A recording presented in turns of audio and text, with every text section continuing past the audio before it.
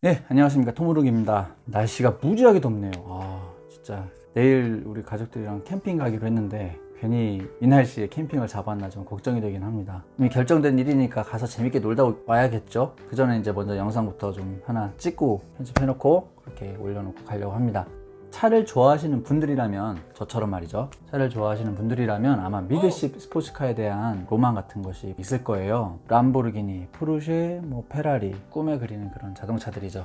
근데 얘들이 왜 로망으로만 여러분들의 머릿속에 자리 잡고 있을까요? 답은 아마 비싸서일 거예요. 적당한 가격대였다면 이 차를 드림카나 로망으로만 두지 않고 사기 위해서 어떤 플랜을 쭉쭉쭉 진행해 나가고 있으시겠죠. 근데 미드십 스포츠카들은 기본적으로 가격이 몇 억씩 합니다. 가장 저렴한 축인 포르쉐, 막스터나 카이맨 같은 경우에도 시작가는 8천만 원대에 적혀 있지만 여러 가지 옵션을 좀 탈만할 정도로 옵션을 집어넣으면 1억이 훌쩍 넘는 가격을 받아보게 됩니다. 참고로 좀 말씀드리자면 포르쉐의 옵션질은 현대차보다 훨씬 더 심합니다. 거의 대부분이 옵션이라, 색깔까지도 옵션이라고 하더라고요. 그런 거 막 이것저것 집어넣다 보면은 진짜 가격이 쭉쭉 올라가게 되어 있다고 하더라고요. 혼다가 내놨던 그 미드십 경차, 저렴하긴 하지만 스포츠카가 아니니까 제외하도록 하겠습니다. 미드십 자동차는 엔진을 차체 중간에 놓는 자동차들을 이야기합니다. 꼭 스포츠카에만 이 방식이 쓰이는 건 아니고요. 트럭잖아요. 트럭도 보면은 미드십 엔진 타입을 많이 사용합니다.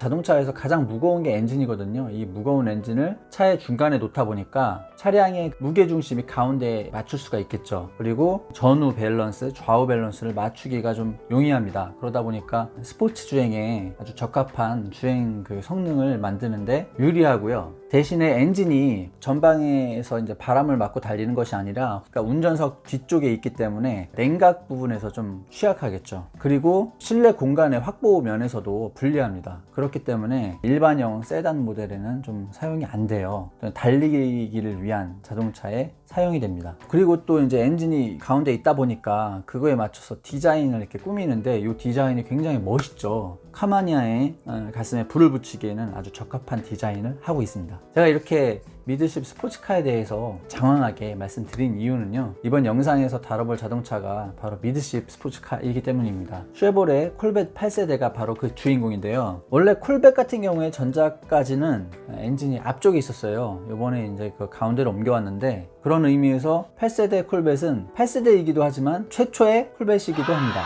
쉐보레는 포드, 크라이슬러와 함께 미국의 3대 자동차 브랜드라고 할 수 있어요. 프리미엄 브랜드까지는 아니지만 쉐비라고 부를 정도로 미국 사람들에겐 굉장히 정감 있는 브랜드고요. 미국인의 발이라고도 불리기도 합니다. 카마로 같은 머슬카를 보유하고 있고요. 콜벳, 그리고 경차 쪽에는 스파크, 픽업 트럭 모델들도 많이 보유하고 있고요. 스펙트럼이 넓은 그런 자동차 브랜드라고 할 수 있습니다. 대우 자동차를 인수하면서 우리나라 시장에도 진출을 했었는데, 그 특유의 높은 가격, 한국인을 배려하지 않는 정책, 이런 것들로 인해서 성적은 그다지 좋지 않습니다. 차의 기본기는 좋다고 평가를 받고 있지만 그래도 기본기 플러스 뭔가가 있어야 하잖아요. 그 뭔가가 좀 많이 부족한 행보를 보였었죠. 이처럼 다양한 차를 만들고 있는 브랜드인데요, 역사도 꽤 깊습니다. 쉐보레 콜벳은 아까 8세대라고 말씀드렸잖아요. 그만큼 좀 긴 시간 동안 계속 꾸준히 출시된 자동차이고요. 어찌 보면 미국의 대표적인 스포츠카 중에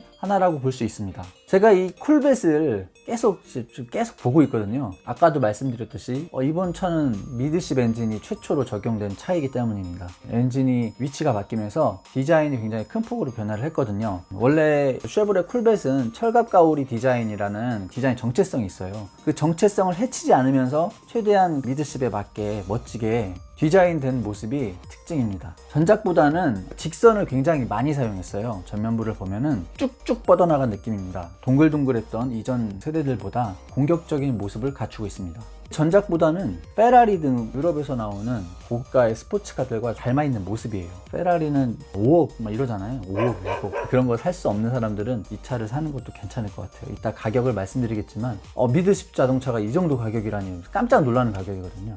측면 라인을 보시면은 미드십 카가 보여줄 수 있는 전형적인 루프 라인이 있습니다. 엔진이 가운데 있다 보니까 보닛은 짧아지고 루프 라인이 되게 멋있는 라인을 보여주거든요. 그 전형적인 루프 라인이 그대로 적용되어 있고요. 그리고 이런 그 미드십 스포츠카의 공식 같은데 하는데 그 양 사이드에 커다란 에어홀을 박아 놓는 겁니다. 그런 디자인을 적용을 하고 있어요. 어떻게 보면 판에 박힌 디자인이긴 합니다만 워낙에 미드십 스포츠카가 우리가 흔히 만나볼 수 없는 자동차들이잖아요. 그러다 보니까 미드십 스포츠카로서는 굉장히 흔한 디자인이지만 멋있는 건 부인할 수가 없다는 거죠.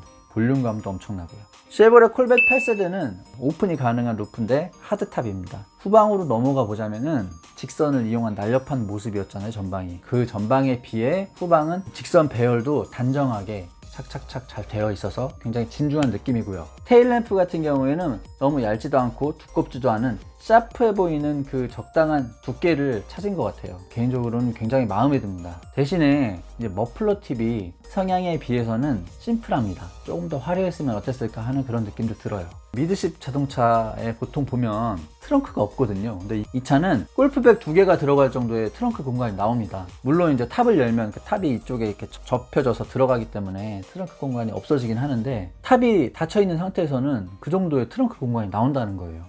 이 부분은 분명히 칭찬해 줄만 하다고 생각하고요. 실내 인테리어를 보자면 보통 미국 차들을 생각하실 때 실내 인테리어가 한 2% 부족하다 이런 생각들을 하시는 분들이 많을 거예요. 괜찮아 보이는 실루엣을 보다가도 들어가서 자세히 보면 뭔가 허술한 부분이 조금씩 나옵니다. 이 차 같은 경우에는 제가 뭐 실제로 본 건 아니기 때문에 이 2%까지 잡아낼 수는 없겠지만 뭐 나름대로 괜찮게 꾸며져 있는 것 같아요. 어떤 실내도 괜찮고요. 뭐 예를 들어서 플로팅 디스플레이가 세련된 방식으로 박혀져 있습니다. 운전석으로 살짝 기울어져 있고요. 운전석과 보조석을 나누는 긴 바에 공조 버튼들을 일렬로 배치해 놨거든요. 실용성에서 좀 의문이 생기긴 하지만 이것도 상당히 세련된 느낌이에요. 멋있습니다. 제가 보기엔 그래요. 물론 뭐 마감 소재 등이 수억 원에 달하는 람보르기니나 페라리 같은 차들에 비해서 약간 좀 저렴해 보이는 것들은 있어요. 하지만 그 정도는 뭐 가격차를 생각하면 이 정도는 감안해야 될 것이 아닌가 그렇게 생각이 되고요. 아까 말씀드렸던 그 공조 버튼도 실용성에서는 좀 의문이 생기지만 미드십 스포츠카라는 그 카테고리 자체가 일탈과도 같은 주행을 즐기기 위한 자동차잖아요. 그런 걸 생각해보면 이런 평범하지 않은 디자인도 용납할 만한 것이 아닌가 이렇게 생각이 됩니다. 기어 변속기는 버튼 타입이고요. 스티어링 휠도 차량의 성향에 맞게 멋지게 디자인되어 있는 것 같습니다. 쉐보레 콜벳에는 6.2L V8 가솔린 엔진이 자연흡기 엔진이 적용되어 있습니다. 요즘 같은 다운사이징 시대에 이런 대배기량의 자연흡기를 선택해서 집어넣을 수 있다는 거 팩이라고 해야 될까요? 미국차답다고 해야 될까요? 어쨌든 우리가 이제는 더 이상 자연흡기의 그런 웅장한 엔진음을 들을 수 없는 세상에 살고 있구나 이렇게 생각을 하고 있는 찰나에 쉐보레에서 카마로도 그렇고 이 차도 그렇고 이런 대배기량을 용기 있게 팍 집어넣은 거 자동차 마니아로서는 뭐 환영할 만한 일이라고 생각해요. 제가 뭐 이런 대배기량의 차를 탈 건 아니지만 그래도 있는 것과 없는 것은 다르잖아요. 최고 출력이 490마력입니다. 요즘에 막 600마력, 700마력대의 차들도 많이 나오는데 이 정도 수치면은 슈퍼카 치고는 그렇게 매력적인 수치는 아니에요. 근데 이거 제로백이 3초가 안 된다고 하더라고요. 이 정도 제로백은 뷰가티 시론 등 뭐 수십억에 달하는 차들이 보여주는 제로백이에요. 2.몇 초대. 그리고 전기차 테슬라의 로드스터 요 놈들이 이제 3초대 이내에 제로백을 보여주는데 뭐 굉장히 강력한 순발력이니까 이 정도는 만족스럽게 봐야 되겠죠. 제가 이 차의 출시 소식을 접하면서 가장 박수를 보낸 부분이 가격입니다. 시작가가 6만 달러라고 합니다. 우리나라 돈으로 따지면 한 7천만 원이 약간 넘는 돈이거든요. 미드십 스포츠카를 이 정도 가격에 살 수 있는 것은 정말 저는 본 적이 없어요. 본 적이 있는 분이 혹시 계시다면 댓글로 좀 어떤 차인지 알려주시면 제가 그 차를 또 리뷰를 하도록 하겠습니다. 우리나라에 만약 이 차가 들어온다면 세금이 붙을 거고 뭐 운송료가 붙을 거고 그래서 가격은 어느 정도 올라가겠지만 그래도 이 정도 가격에서 미드십 스포츠카를 살 수 있다는 것은 굉장히 메리트 있는 가격대라고 생각을 해요. 아까도 말씀드렸듯이 이 카테고리에 있는 차들은 최소한 몇 억을 줘야 합니다. 예를 들어서 아우디 R8 있지 않습니까? 유명한 차 아우디 R8 같은 경우에는 2억 원이에요. 그리고 페라리 이런 거 뭐 람보르기니 얘네들은 막 5억씩 합니다. 페라리랑 약간 비슷해 보이면서도 제로백이 3초가 안 되고 그리고 미드십이고 이게 7천만 원대에 나온다는 건 정말 혜자죠. 아마 많은 분들이 이 소식을 듣고 가슴 두근거리고 있을 거예요. 물론 저처럼 뭐 가족이 있는 경우에는 큰 변수 때문에 이런 차를 탈 확률이 굉장히 작습니다. 그럼에도 불구하고 몇 억대보다 이 뭐 한 7천만 원대 이 정도 가격은 사실 현실적인 가격이거든요. 내가 열심히 일해서 돈을 모으면 이 정도 차는 살 수 있겠다 이런 생각이 들기 때문에 그렇게 가슴이 뛰고 있는 것 같습니다. 영상은 이것으로 마치겠고요. 구독과 좋아요 좀 많이 눌러주세요. 저는 토무룩이었고요. 이 더위 몸 건강히 잘 이겨내시기 바랍니다. 감사합니다.